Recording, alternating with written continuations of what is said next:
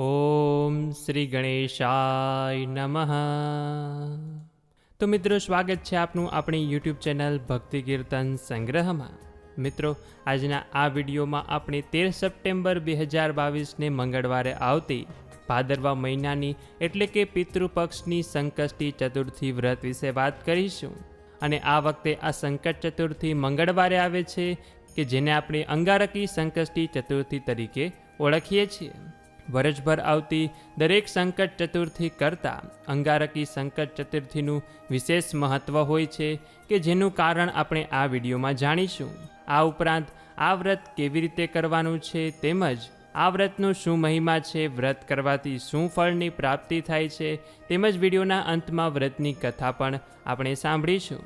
તો અંત સુધી મારી સાથે જોડાયેલા રહેજો. વિડીયો પસંદ આવે તો લાઈક કરજો, શેર કરજો, કમેન્ટ સેક્શનમાં એક વખત જય શ્રી ગણેશ અવશ્ય લખજો.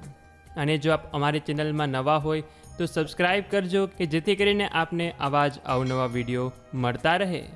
મિત્રો, ભગવાન શ્રી ગણેશની સાધના, આરાધના અને પ્રાર્થનાનો અનેરો અવસર એટલે કે ચતુર્થીનો દિવસ. ચતુર્થીનો દિવસ એ ભગવાન શ્રી ગણેશને સમર્પિત તિથિ છે.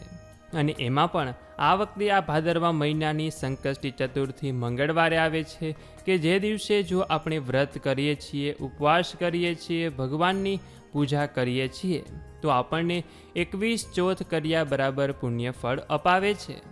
21 ચોથ એટલે કે લગભગ વર્ષભર દરમિયાનની ચોથ કર્યા બરાબર આપણને આ એક ચોથ પુણ્ય અપાવે છે.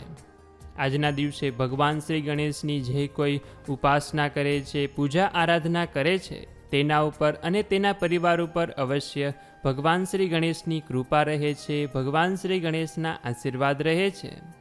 અને જો ભગવાન શ્રી ગણેશ આપણા ઘરમાં વાસ કરતા હશે તો અવશ્ય રિદ્ધિ સિદ્ધિ પણ આપણા ઘરમાં વાસ કરશે કે જેથી કરીને આપણા ઘરમાં સુખ સમૃદ્ધિનો વધારો થશે, નીતિનો પૈસો આવશે, આપણા બાળકો અભ્યાસમાં પણ હોશિયાર બનશે, આપને જીવનમાં સફળતા મળશે, તેમજ નોકરી ધંધામાં પૈસામાં બરકત રહેશે, આપનો ધંધો પણ સારો ચાલશે. કેમ કે જ્યાં ભગવાન શ્રી ગણેશનો વાસ હોય ત્યાં સંકટ કે વિઘ્ન ક્યારેય આવી જ ન શકે. અને તેથી જ કરીને આપણે આ ચોથના દિવસે તેમની પૂજા કરીએ છીએ કે જ્યારે પણ અમારાથી કોઈ નાની ભૂલચૂક થઈ ગઈ હોય તો આપ તેને માફ કરજો. અમારા ઉપર કોઈ પણ વિઘ્ન સંકટ આવે તો તેને દૂર કરવા આપ અમારા ઘરમાં પધારો, અમારા ઘરમાં વાસ કરો, નિવાસ કરો.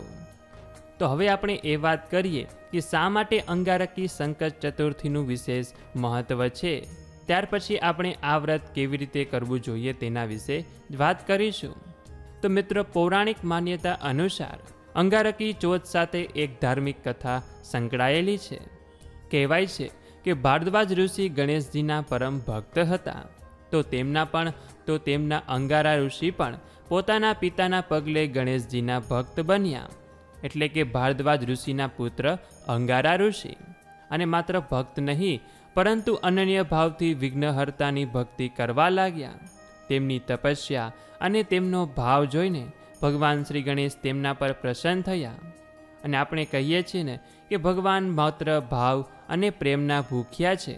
તેમને આપણી વસ્તુ, આપણી સંપદા, સંપત્તિથી કોઈ લેવા દેવા છે નહીં. જો માત્ર આપનો ભાવ સાચો હશે તો ભગવાનને તેના સુધીનું કરવામાં આવશે. આ દિવસે જે ભક્તો ઉપવાસ કરશે, મારી પૂજા કરશે, તેને મારા અવશ્ય આશીર્વાદ મળશે. અને તેથી જ તે દિવસથી લઈને આજ દિવસ સુધી આપણા ધર્મમાં અંગારકી સંકટ ચતુર્થીનું વિશેષ મહત્ત્વ માનવામાં આવે છે.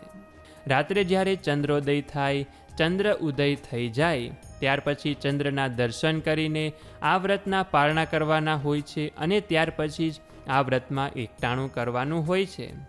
તેથી 13 સપ્ટેમ્બરના દિવસે રાત્રે આપના અગાસીમાંથી, બાલ્કનીમાંથી, ઘરમાંથી જ્યારે પણ આપને ચંદ્ર દર્શન થઈ જાય ત્યાર પછી આ વ્રતના પારણા કરી લેવાના. અને ભગવાન શ્રી ગણેશને પ્રાર્થના કરવાની તેમજ આ વ્રતમાં થયેલ જાણીએ અજાણીએ ભૂલની માફી માગી લેવાની. ભગવાન તો દયાળુ છે, કૃપાળુ છે, તે અવશ્ય તેના ભક્તની નાની મોટી ભૂલ માફ કરી દેશે. જો સાચા મનથી માગવામાં આવશે, સાચા મનથી પ્રાર્થના કરવામાં આવશે તો જ. અન્યથા તે ભૂલને ભગવાન સ્વીકારશે નહીં. તેનું ખાસ ધ્યાન રાખવાનું. જો આપ આ રીતે શ્રદ્ધાપૂર્વક, મનપૂર્વક, ભાવપૂર્વક આ અંગારકી સંકષ્ટી ચતુર્થીનું વ્રત કરો છો તો અવશ્ય ભગવાન શ્રી ગણેશના આશીર્વાદ મળશે. ધન ધાન્ય, સંતાન સુખ, સુખ સમૃદ્ધિમાં વધારો થશે. પરિવારના સૌ સદસ્યોને હંમેશા ઉન્નતિ થશે. દરેક લોકોનું કલ્યાણ થશે. તેમજ માનસિક, શારીરિક અને આર્થિક સંકટોમાંથી પણ મુક્તિ મળશે. આપના ઘરમાં હંમેશા રિદ્ધિ સિદ્ધિનો વાસ રહેશે. તો મિત્રો, આ રીતે અંગારકી સંકષ્ટી ચતુર્થીનું વ્રત કરવામાં આવે છે, તેમજ તેના ફળ મહાત્મય વિશે પણ મેં આપને જણાવ્યું. આવો હવે આપણે આ ચતુર્થીએ સાંભળવામાં આવતી વ્રત કથા સાંભળીએ કે જેને સાંભળ્યા વગર આ વ્રત અધૂરું ગણાય છે.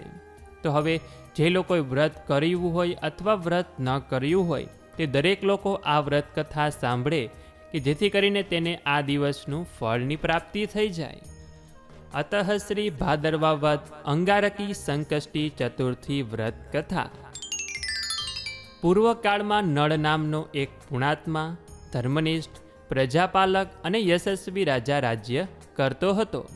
તેણે વિદર્ભ દેશના મહારાજની કન્યા દમયંતી સાથે લગ્ન કર્યા હતા. દમયંતી પતિવ્રતા સ્ત્રી હતી. તેમને એક પુત્ર અને એક પુત્રી હતા.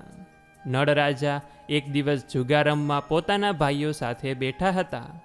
શાપગ્રસ્ત હોવાને કારણે તે જુગારમાં રાજપાટ, ધનધાન્ય, મહેલ આદિ બધું હારી ગયા. આથી તેઓ નળ રાજા અને દમયંતી રાણી એક એક વસ્ત્ર સહિત રાજ્યમાંથી નીકળી પડ્યા. તેમણે પોતાના પુત્ર અને પુત્રીને વિદર્ભમાં મોકલી આપ્યા. રાજા રાણી તો જંગલમાં દૂર દૂર નીકળી પડ્યા. તેઓ દુઃખથી પીડિત થઈ આમ તેમ ફરવા લાગ્યા. એક દિવસ નળ રાજા દમયંતીને ઊંઘથી મૂકીને ચાલ્યા ગયા. સંજોગો વશાત નળ રાજા સાપને અગ્નિમાંથી બચાવવા જતા તેઓ દાઝ્યા અને પોતાનું અસલી સ્વરૂપ ગુમાવી દીધું. તેઓ એક રાજાને ત્યાં રથ હાંકવાની નોકરીમાં જોડાઈ ગયા. આમ નળ રાજા બીજા રાજ્યમાં રાજાના સારથી બન્યા. જ્યારે દમયંતી વનમાં ભટકવા લાગી, તે મહામુસીબતે પોતાના દિવસો કાઢવા લાગી. એક દિવસ વનમાં ભટકતા ભટકતા દમયંતીને મહર્ષિ શરભગના દર્શન થયા.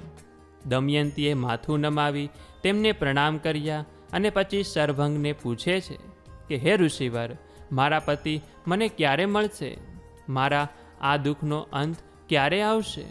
ત્યારે શરભંગ ઋષિ કહે, હે દમયંતી, તારું દુઃખ જરૂર દૂર થશે. હું તેનો ઉપાય બતાવું છું.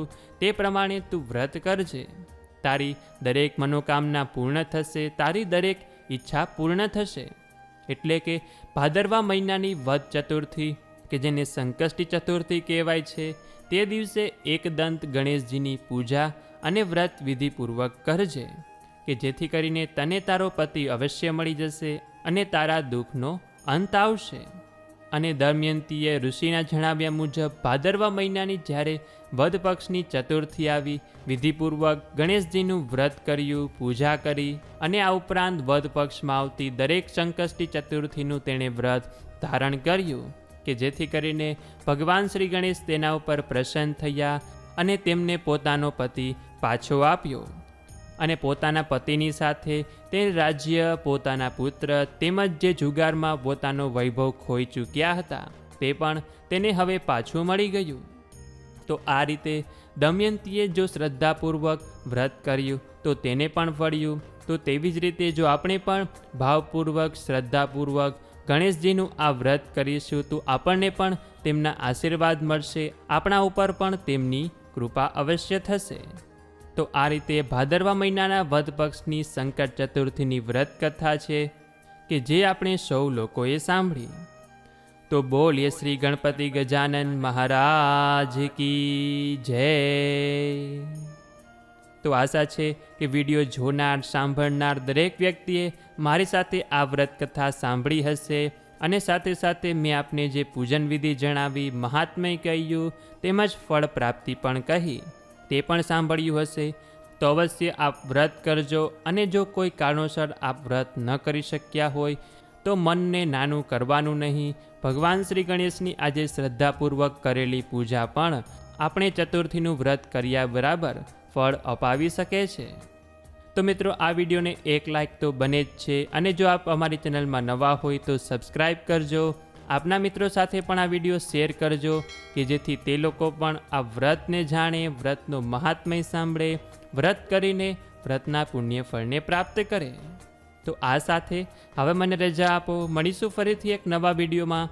ત્યાં સુધી આપ સૌ લોકોને અમારી ચેનલના જય શ્રી કૃષ્ણ. ધન્યવાદ. મને સાંભળવા બદલ આપ સૌ લોકોનો ખૂબ ખૂબ આભાર.